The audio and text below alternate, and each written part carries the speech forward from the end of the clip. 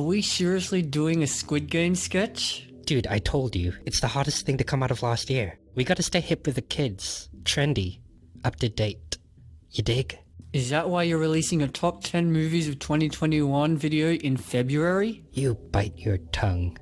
You dig? Stop saying dig.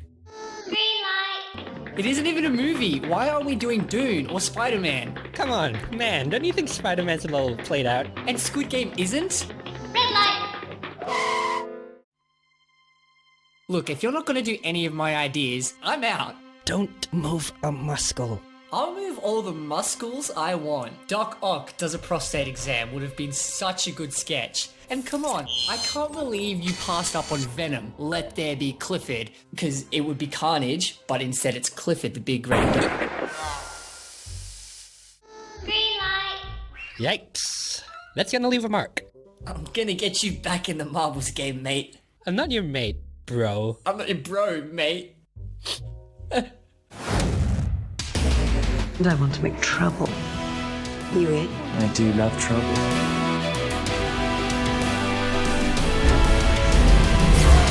We're all gonna die.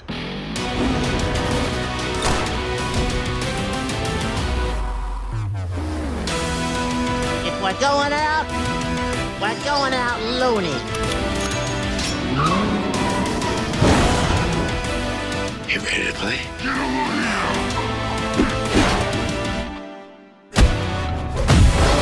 Silencio Bruno. I can't save everyone. When you love something, you protect it.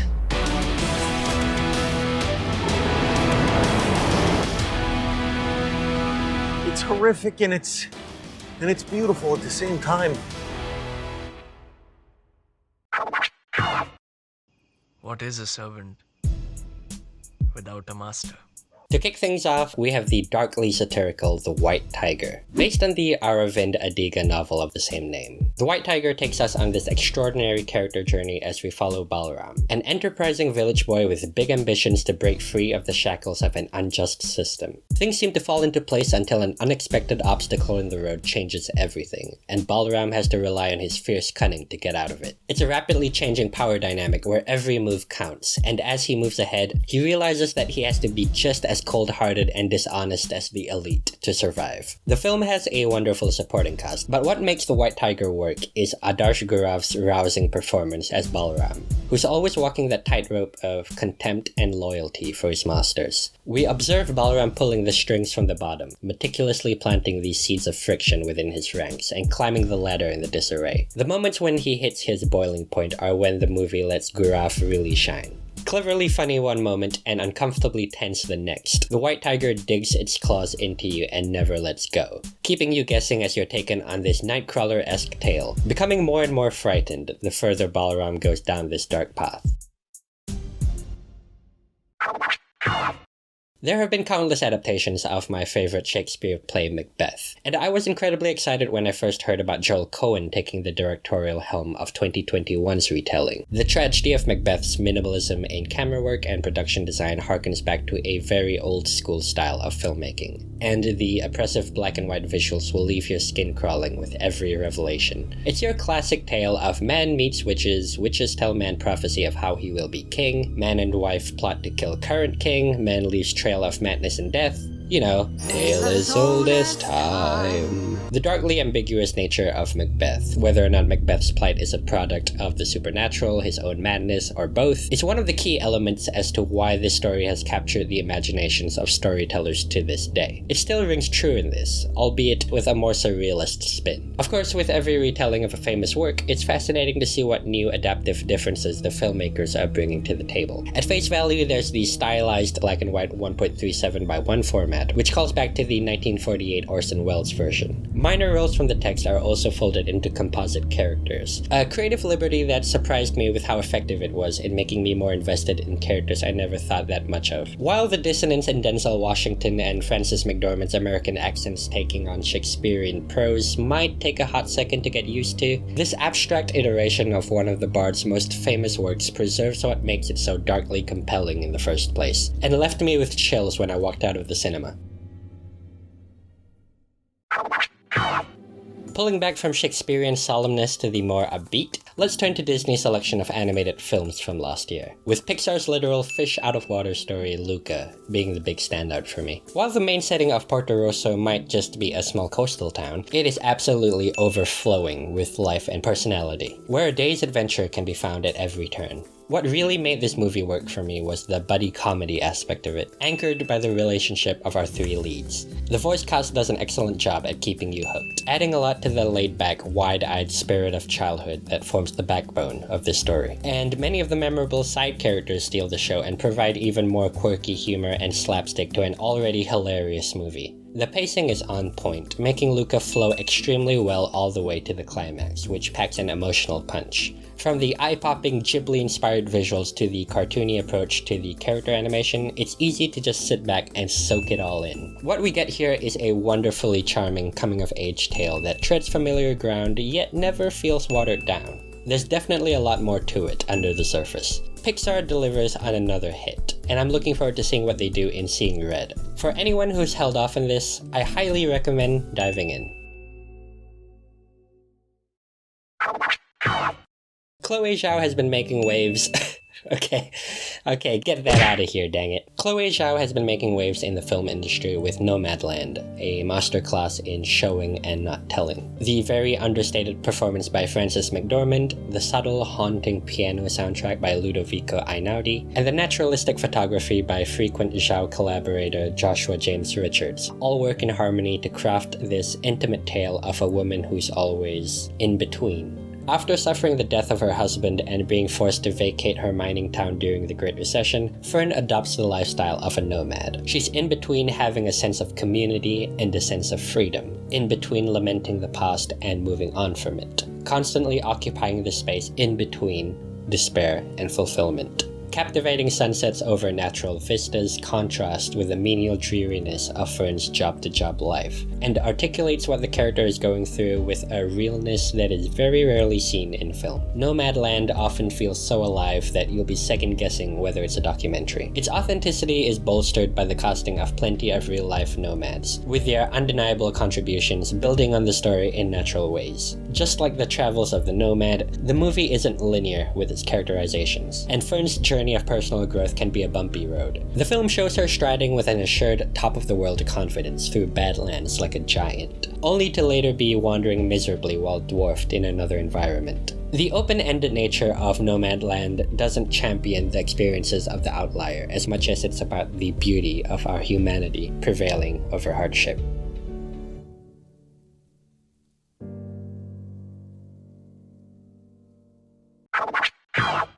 A big letdown in 2021 was the pandemic getting in the way of me watching The Suicide Squad on the big screen. God knows they needed it. And from the first 10 minutes, I was already completely sold on the nuclear bomb of insanity that this movie was going to throw at me. The Suicide Squad lives up to its concept. Gut-bustingly incompetent C-list supervillains treated as expendable Black Ops soldiers. And boy, are they expendable in this. There's a phenomenal cast of both fresh and familiar faces that plays well off each other. Everyone's having a brilliant time in these roles as completely unhinged yet endearing lunatics, and it's hard not to love them. It builds off the upbeat and gleefully irreverent tone established in Bopat Fiuk and runs with it. The well-deserved R rating lets the movie go ballistic with the gruesome action and Mortal Kombat level violence, yet it never feels out of place. There's even a degree of charm and artistry to the brutality. Some scenes that might feel sickening in another movie somehow feel breathtaking in this one. It manages to be disgustingly beautiful and beautifully disgusting at the same time. It's a stylish 1970s inspired war movie that excels at exactly what it set out to do and gets a lot deeper than I thought it would. It turns out that it's also a commentary on American interventionism, tearing apart the imperialist tropes of the films that influenced it while having a bloody good time doing so. From time to time, it's just fun to see a story completely let loose with itself, and that's what made The Suicide Squad such an entertaining ride. It's just one of those movies that I had so much fun with that I was aching to rewatch it once the credits rolled.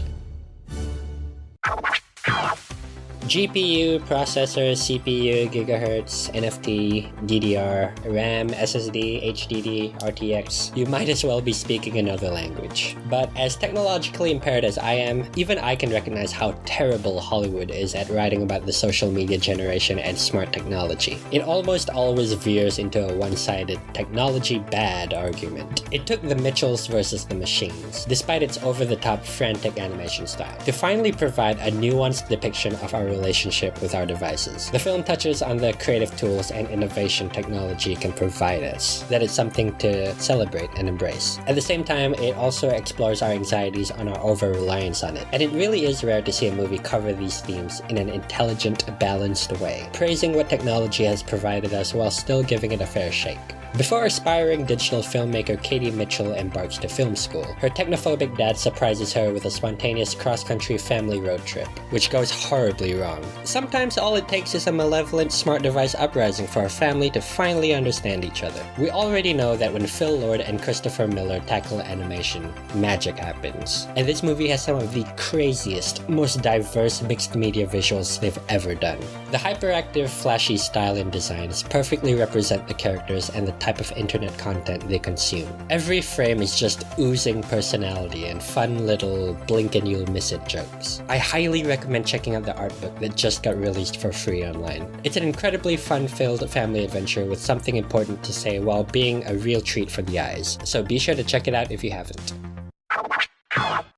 Many smaller independent dramas definitely got pushed to the wayside last year, being constantly delayed only to be released on streaming with not a lot of fanfare. And one that completely caught me by surprise was The Father. This movie kind of flew under the radar for a lot of people. Based on the award-winning French play of the same name, The Father follows a man in his twilight years as he grapples to adjust to his rapidly deteriorating mental condition. We've seen quite a few pieces of media tackle this subject matter, and The Father proves to be one that stands out. It's a hard-hitting portrait of not only what it's like to live with a similar condition, but also of how it affects your loved ones and the people around you. It places you in the heartbreakingly disorienting world of Anthony, where just like the character, you're repeatedly questioning the reality of what you're experiencing. In a drama that can sometimes even dip into psychological thriller, if like me you have family members going through the same thing, The Father is a painfully honest portrayal. The sudden mood swings, inability to recognize familiar faces, even forgetting what stage of your life you're living. And it's all intensified by Anthony Hopkins and Olivia Colman's most stirring performances they've ever given. The clever production design and dialogue keeps you guessing, and even rewards multiple viewings. I watched this a second time and picked up on new story details that led me to different conclusions as to what was going on. The Father has that engaging sense of ambiguity that can result in different interpretations, and it's a film I can definitely see myself watching again and again.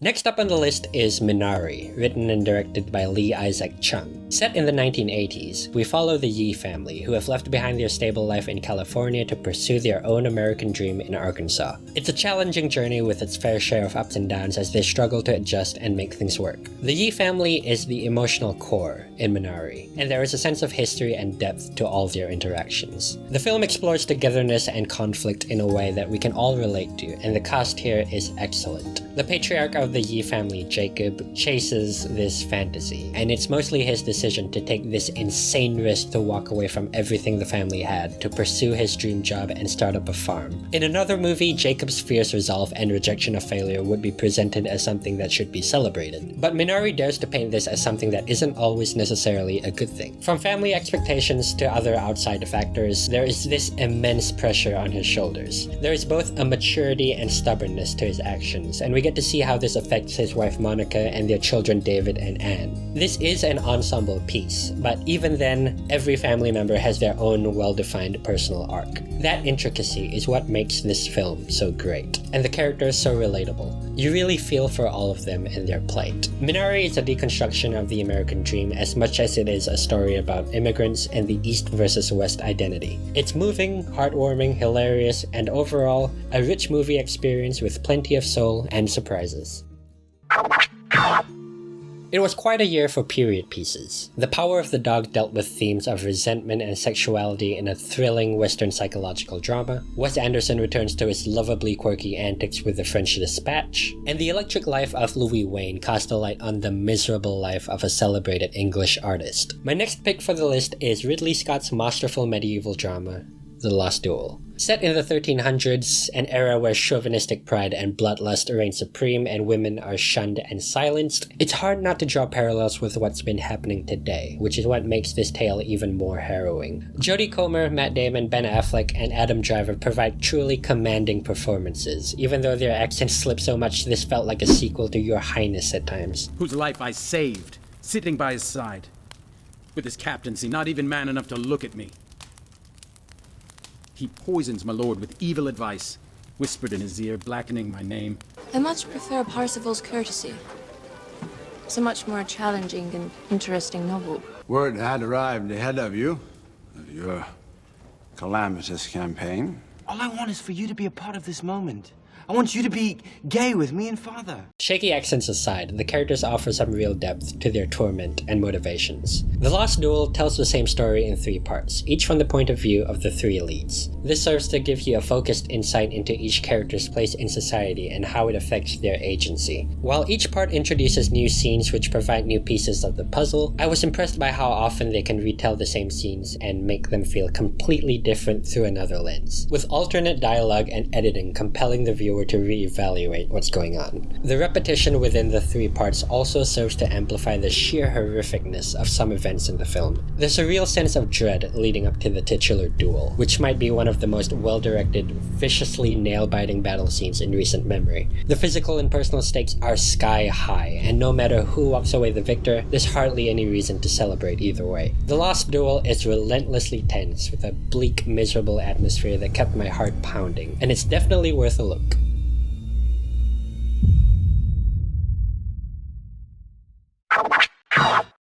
When I was a kid, there was a film that changed my world. It brought one of the most iconic characters ever to the big screen, and I was obsessed. This particular blockbuster franchise made a comeback in 2021 in what might be one of the biggest movies ever made. An epic multiverse-spanning crossover that will be remembered for generations. And when you strip away the spectacle and studio-mandated nostalgia bait, you have a meaningful story about honoring your loved ones and fighting for what you believe in. And look, we all know what I'm leading to. My number 1 movie of 2021 is Space Jam: A New Legacy.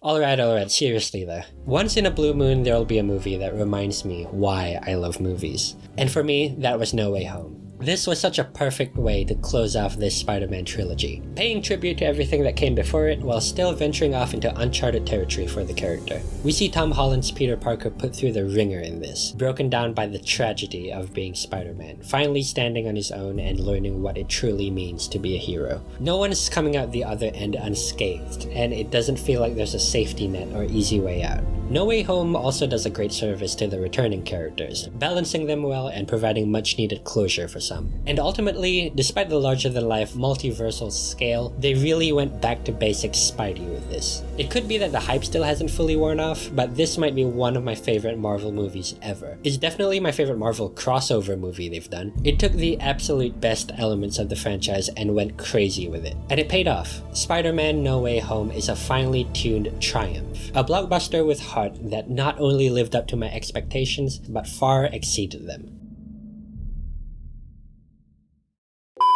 Chloe Zhao has been making waves in the film industry with Nomadland. I keep saying Nomadland. Nomadland. Nomadland. There we go. Nomadland. I keep saying Nomadland. Nomadland. Not Nomadland. That mad lad. Before we close off, I want to talk about some other great movies that didn't quite make the list. Stillwater was a well-made drama that just barely missed the top 10. There's Pig, a powerful character piece exploring grief while playing on the whole revenge story formula. The Night House is a solid Hitchcockian thriller with supernatural elements if you're looking for a good scare. Cruella was a wickedly fun time. In terms of other action-packed blockbusters, Kong vs. Godzilla and Shang-Chi were a couple I loved. And on the comedy side of things, Barb and Star Go to Vista Del Mar was one that was right up my alley. And The Green Knight is a trippy take on Arthurian legend that won me me over with its psychedelic mythic visuals. Now, unfortunately, I haven't had the chance to watch Dune, but I've heard fantastic things about it, and I'm looking forward to be able to see it. Of course, lists like these are always completely subjective, and this is where I pass it off to you. What were some of your favorite films from last year? I'm curious if there's some overlap or if you had a selection that was completely different from mine. I'd love to know. So sound off in the comments below. Wishing everyone a wonderful year ahead, so until next time.